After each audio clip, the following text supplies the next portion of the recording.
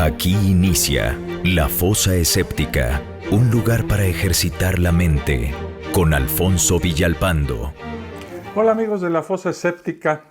La relación de la Iglesia Católica con la democracia debe ser observada con mucha suspicacia y por supuesto levanta muchas sospechas. Por usar un término bastante suave, todo lo que se ha dicho sobre la libertad religiosa en otros videos de este canal es evidente que solo apunta a la propia defensa del cristianismo frente a regímenes totalitarios de distintas épocas, principalmente Rusia y antes con la ahora extinta Unión de Repúblicas Soviéticas Socialistas, que buscan, por todos los medios posibles, algunos no tan educados y civilizados, eliminar la creencia en el Dios cristiano y obligar a sus ciudadanos al ateísmo. Pero esa tan alabada y defendida libertad religiosa, así como la dignidad humana, no fue aplicada por la Iglesia en toda su historia, cuando durante más de 1500 años ha estado en una posición francamente dominante e intransigente. Impuso su religión y su doctrina como única ley y a su Dios como el único verdadero, casi siempre con los clásicos medios que la han hecho famosa, o sea, la fuerza, la amenaza, el terror, la tortura y la muerte de todos aquellos que creían en algo diferente. Ahora habla de derechos humanos, de dignidad humana, pero solo de puertas para afuera. En este video conoceremos los intrincados sótanos de una creencia que, si bien por fuera pregona mucho amor y concordia entre los seres humanos, en sus entrañas, en esos lugares oscuros donde se juntan esos macabros líderes religiosos, suceden cosas completamente diferentes. Pero antes de meternos en esta cloaca del terror, les recuerdo suscribirse al canal y activar las notificaciones. Del mismo modo que los invito a integrarse a nuestro grupo de Facebook. En la descripción de este video encontrarán la liga para que lo puedan hacer. Dicho lo anterior, a lo que venimos. Hay que decirlo como es. La Iglesia Católica reprime internamente toda idea que no sea la oficial. Predica que todos los hombres están obligados a buscar la verdad, pero persigue y acosa a todo aquel que busque y encuentre verdades que se oponen directamente o no coinciden con la verdad de ellos. Los moralismos, el miedo, la culpa, la discriminación hacia las mujeres y hacia la diversidad sexual, en aras de legitimar leyes morales, tienen como consecuencia, o tal vez deberíamos decir que tienen como objetivo, reprimir y anular la libertad de las personas. Si bien con el Papa Pío XII, con el Concilio Vaticano II, e incluso los primeros años del pontificado de esa porquería de ser humano cuyo alias era Juan Pablo II, la Iglesia ha llamado a conformar sistemas políticos que garanticen el pleno goce de los derechos humanos y de los ideales democráticos. Desde mediados de la década de los 80s se ha notado en esa mafia de jerarcas un claro retroceso respecto de los valores sociales y culturales.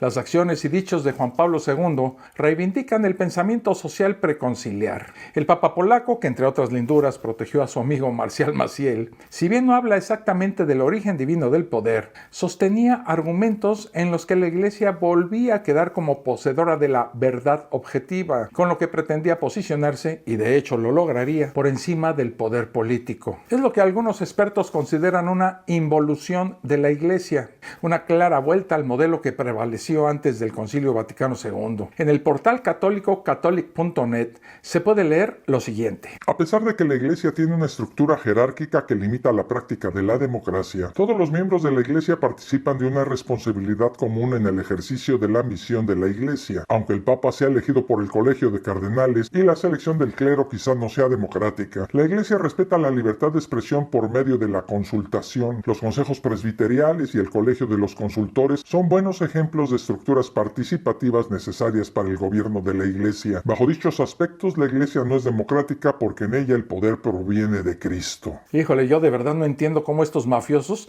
pretendan que uno se trague tal cantidad de estupideces sin sentir asco. El gran mal de nuestra cultura es el monoteísmo. Surgidas de la bárbara edad de bronce, evolucionaron tres religiones antihumanas: el judaísmo, el cristianismo y el islam. Han matado y matan para proteger y expandir sus creencias y poder. Son religiones con dioses en el cielo, literalmente patriarcales, en donde Dios es el Padre omnipotente. De ahí el aborrecimiento hacia las mujeres durante 2000 años en los países afligidos por el Dios celestial y sus terrestres delegados masculinos. Aparte de su gran dosis de superstición, el monoteísmo genera intolerancia y persecución, buscando el establecimiento de teocracias, evidenciando la tendencia de pervertir el sentido de la democracia y de la moral, amenazando todo lo que implica la libertad humana. En su historia, la Iglesia Católica consideró que era una fantástica idea segregar y atacar a grupos de otras religiones o creencias, obligándolos a su conversión, como la lograda en España con judíos y musulmanes y tiempo más tarde con los pueblos originarios de nuestra América. Quienes se comportan de acuerdo con este tipo de fe imperialista y absolutista, interpretando de forma literal el contenido de sus salvajes y arcaicos libros sagrados, sin posibilidad de error, no muestran ni un poquito de aceptación del pluralismo en la sociedad o país que aspiran a dirigir, lo que los pone al mismo nivel, sin duda alguna, con quienes quisieron hacer del fascismo la nueva religión de Europa. A las religiones no les gusta, es más, le tienen asco y se revuelcan del dolor de estómago cuando alguien siquiera insinúa que tienen que practicar los derechos humanos en sus organizaciones. Los jerarcas de estas mafias, esos gordos que viven de la limosna, alegan que las iglesias deben obedecer los preceptos emanados de sus textos sagrados que expresan la voluntad de su Dios y no tienen por qué someterse a ninguna declaración sobre los derechos humanos hechas por simples mortales, por muy universales que sean. Así que no es sorprendente que el Estado Vaticano pues aún no haya firmado la Declaración Universal de Derechos Humanos, proclamada en 1948 en la Asamblea General de las Naciones Unidas, cuyo primer artículo dice lo siguiente: Todos los seres humanos nacen libres e iguales en dignidad y derechos, y dotados como están de razón y conciencia, deben comportarse fraternalmente los unos con los otros. Tampoco el Vaticano ha suscrito los pactos sobre los derechos humanos aprobados por la ONU en diciembre de 1966, ni la gran mayoría de los convenios y protocolos que las Naciones Unidas han puesto para la aplicación de los derechos humanos a los crímenes contra la humanidad, la tortura, los delitos de genocidio o las abundantes discriminaciones que hacen imposible la igualdad de los derechos de todos los seres humanos. Y la Iglesia Católica no puede justificarse diciendo que no es miembro de pleno derecho de la ONU, pues efectivamente ha suscrito otros tratados como los de Viena sobre las relaciones diplomáticas, la del Estatuto de los Refugiados, la de los derechos del niño, contra la tortura y otros. Sin embargo, desde el papado de Juan XXIII, la Iglesia Católica, que ya mostró los dientes con una feroz oposición a los postulados de la Ilustración en su propuesta de los derechos del hombre y del ciudadano, defiende y predica los contenidos de la Declaración Universal y demás pactos y protocolos que no ha firmado, pero no pone en práctica tales derechos. Este comportamiento estúpidamente contradictorio resulta comprensible desde el momento en el que el pontífice romano no solo es un líder religioso, sino también tiene otra chambita, ¿no? Como jefe del Estado Vaticano. Si firmara esos textos debería inmediatamente acabar, entre otras cosas, con la estructura no democrática que ha mantenido durante siglos, con la discriminación por la orientación sexual y hacia las mujeres y permitir la libertad de expresión dentro de sus filas. Son metas y objetivos que la Iglesia demanda para otros, pero que no aplica para ella misma. O sea, como decimos en México, le gusta hacer, pero que no le hagan. Su hipocresía hace que exija hacia afuera lo que ella misma no hace ni cumple. En realidad el Vaticano pues no es un Estado de derecho, definiéndose como el régimen propio de las sociedades democráticas en el que la Constitución garantiza la libertad, los derechos fundamentales, la separación de poderes, el principio de legalidad y la protección judicial frente al uso arbitrario del poder. Su doctrina moral, si es que acaso tienen una, y los intereses políticos son el mayor obstáculo para que el comportamiento de esta Iglesia resulte coherente en lo que se refiere a la aceptación y puesta en práctica de los derechos humanos y la democracia. La democracia es la gran enemiga del cristianismo. Sí, así como se oye. Y esto lo puedo explicar de la siguiente forma. La democracia otorga libertad para investigar la historia y los mitos de esta religión, para publicar conclusiones sin censura, sin represiones inquisitoriales, con plena independencia y conciencia, permitiendo que la verdad salga a flote. Cosa que no podía ocurrir cuando la Iglesia Católica tenía el poder absoluto, tanto espiritual como físicamente. Me pude encontrar vagando por internet una definición muy oportuna para justificar la estructura jerárquica de la Iglesia Católica. Vamos a revisarla. La democracia religiosa en el régimen político, nominalmente democrático, en donde los valores religiosos de una religión concreta son la fuente de la legitimidad y se expresan en los poderes del Estado. ¿Qué diablos pretende explicar esta definición? Bueno, que ahora resulta que hay dos tipos de democracia, una laica y otra religiosa. La ambigüedad de este enunciado es más que evidente. apoya a la autoridad y obviamente a la obediencia misma, siempre y cuando ésta esté inspirada en valores religiosos, o por lo menos que no se oponga a ellos. Por esto a veces estará a favor de la sumisión al poder por parte del pueblo y en otras ocasiones acotará ese mismo poder buscando su sumisión a las leyes divinas. Un ejemplo claro de esta dualidad hipócrita de la Iglesia Católica la podemos encontrar si viajamos a los tiempos de León XIII, que mientras perseguía chamacos en el Vaticano decía esto: si la autoridad de los que gobiernan es una derivación del poder de Dios mismo, enseguida y por eso mismo adquiere una dignidad más que humana. Los ciudadanos deberán impedirse la indocilidad y la revuelta, persuadidos por los verdaderos principios de que resistir al poder del Estado es oponerse a la voluntad de Dios, que rechazar el honor de los soberanos es rechazar a Dios mismo. Solo existe una razón válida para rechazar la obediencia. Es el caso de un precepto manifiestamente contrario al derecho natural o divino. La libertad humana supone la necesidad de obedecer a una regla suprema y eterna, y esta regla no es otra que la autoridad de Dios, que nos impone sus mandamientos y sus prohibiciones. Otro ejemplo de la propuesta de la Iglesia de una alternativa en torno a la autoridad se pudo observar cuando los bolcheviques ateos ejecutaron al cristianísimo zar Nicolás II y a toda su familia. Otra perla antidemocrática, siguiendo con León XIII, es que bajo el argumento del origen divino de la autoridad, la Iglesia también debe oponerse al poder de la mayoría, ya que como ésta está conformada por hombres y estos no poseen la verdad, existe el peligro de que se violen los derechos de las minorías. A León XIII no le gusta el poder dado el número, ni las mayorías que crean ellas mismas el derecho y el deber. El verdadero conflicto con la noción de democracia social se dio fundamentalmente debido a la confrontación permanente con el marxismo. Esta ideología prescinde completamente de Dios y con ello de la autoridad de la Iglesia. Por lo tanto, una de las críticas del clero al socialismo será su pretensión de que los hombres sean capaces de implantar un sistema justo al margen de la religión. Debemos tener en cuenta que en los tiempos de León XIII y de Pío X, el igualitarismo radical es percibido como un peligro que amenaza a la democracia misma en el sentido del respeto mutuo, lo cual conduciría a la Iglesia a respaldarla como la vía que permitiría superar la situación de malestar social causada por el autoritarismo socialista. Es momento de escuchar otra perlita católica dicha por León XIII. En teoría se puede o no preferir la democracia, pero en la práctica se debe aceptar como un poder estable que es en todo caso necesario. Aceptarla no es solamente algo permitido, sino exigido e incluso impuesto por la necesidad social.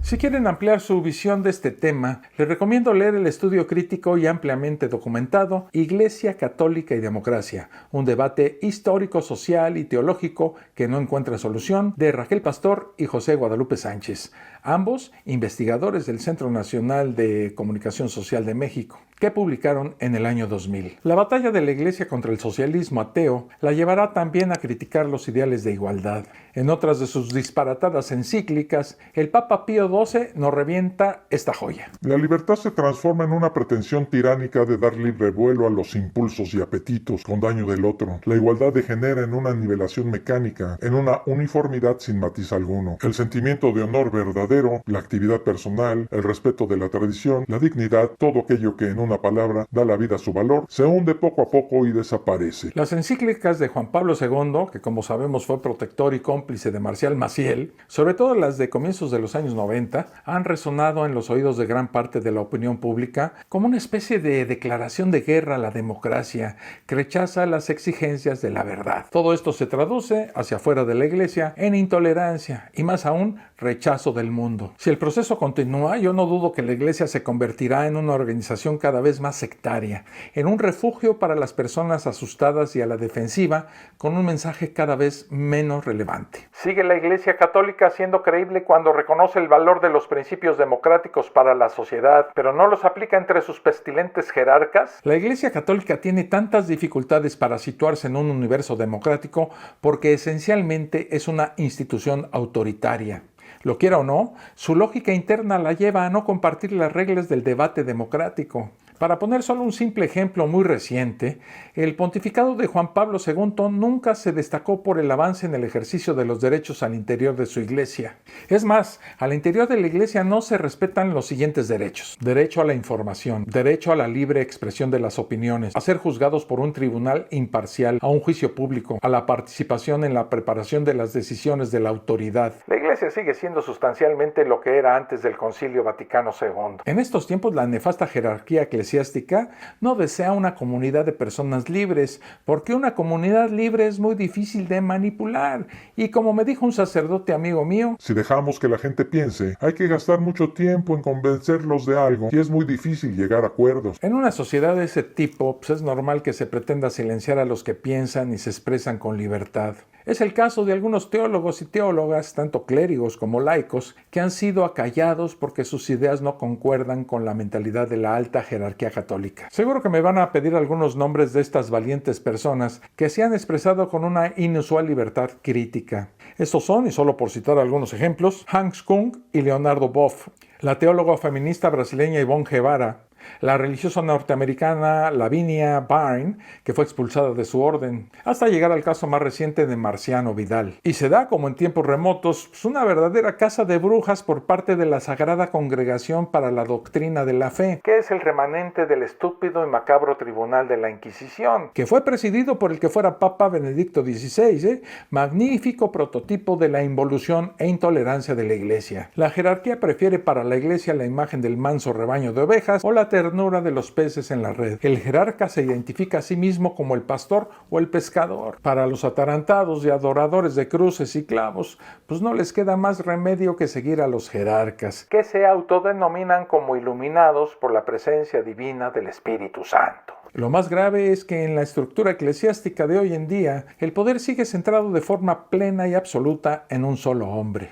El Papa es soberano absoluto y sus decisiones son inapelables. El clero acapara y monopoliza el poder de pensar, de decir y de decidir. Desafortunadamente, la vivencia real y no solo formal de la democracia en la Iglesia es una estúpida utopía.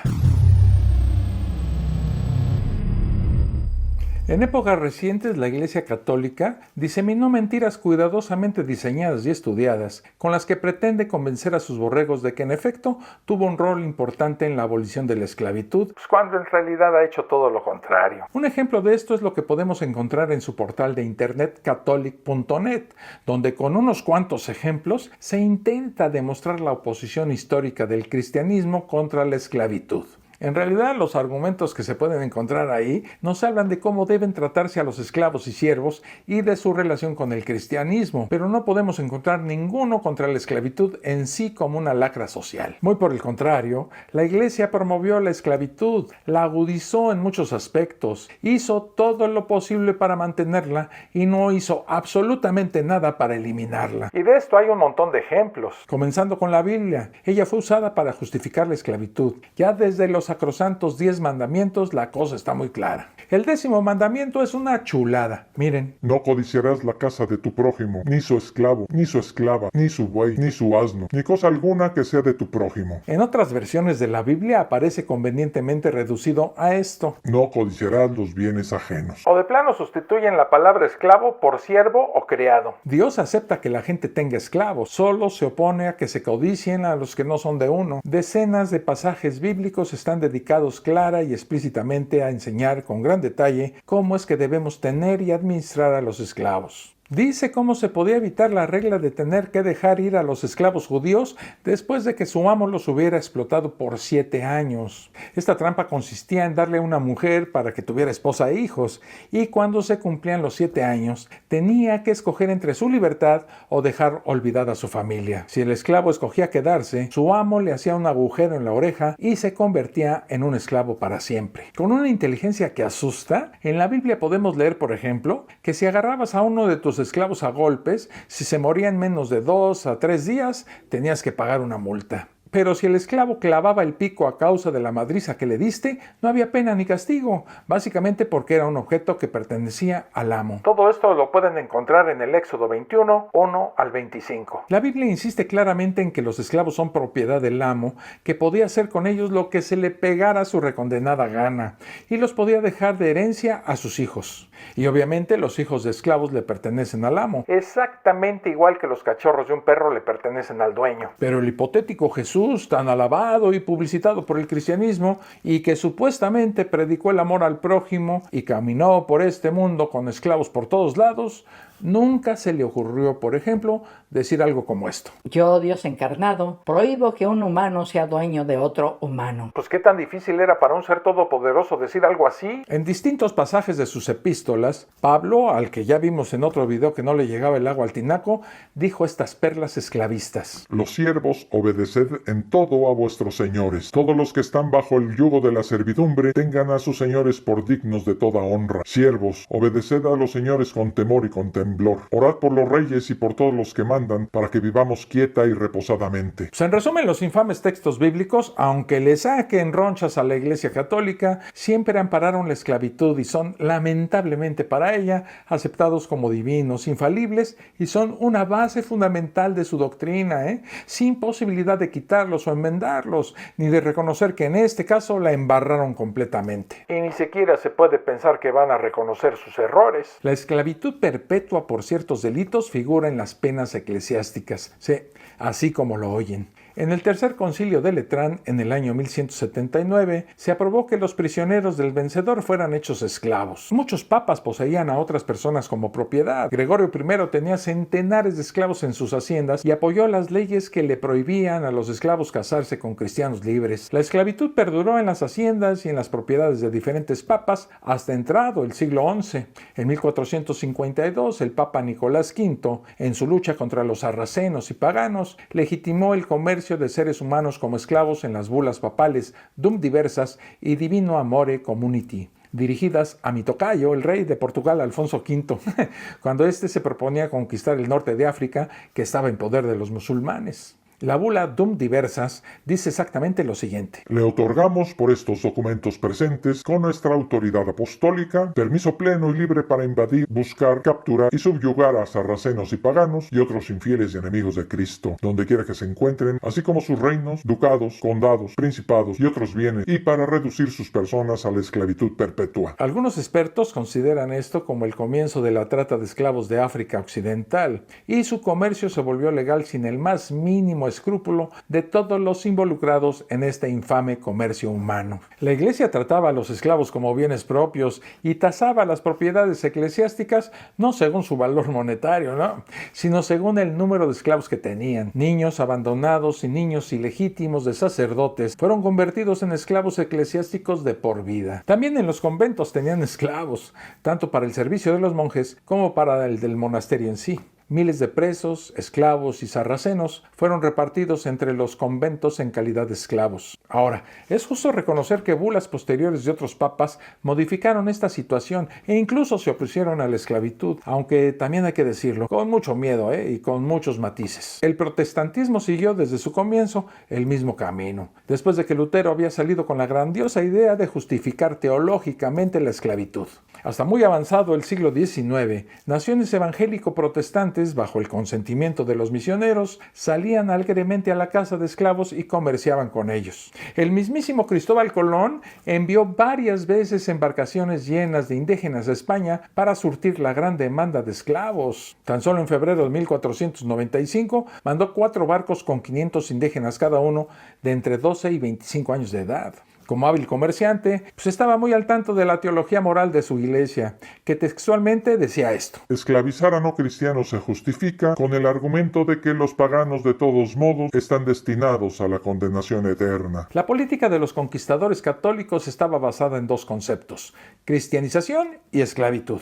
Los más de 1500 años de esclavitud impuesta por cristianos de todas las denominaciones se basaron en las interpretaciones de las escrituras. Estos criminales las adaptaban actuaban según sus necesidades y conveniencias. Cuando las sociedades comenzaron a darse cuenta de que este era un acto horrible e inmoral, movimientos para abolirla fueron apareciendo en diferentes países. ¿Y qué fue lo que hizo la amorosa Iglesia Católica al respecto? Pues lo que podríamos adivinar. Fueron de las últimas instituciones en renunciar a su postura, sobre todo por la influencia de los clérigos más conservadores. Al morir estos, la Iglesia pasó a sumarse fervientemente a estas iniciativas. Pero hoy mismo el Ku Klux Klan y sectas perversas como el reconstruccionismo cristiano y la identidad cristiana siguen pensando en que la esclavitud no solo es justificable, sino que está perfectamente de acuerdo con las bases fundamentales del cristianismo. Y así se la llevan esta bola de retrógradas, anacrónicos y perversos, como veletas que siempre llevan el aire que manejan a su antojo y conveniencia.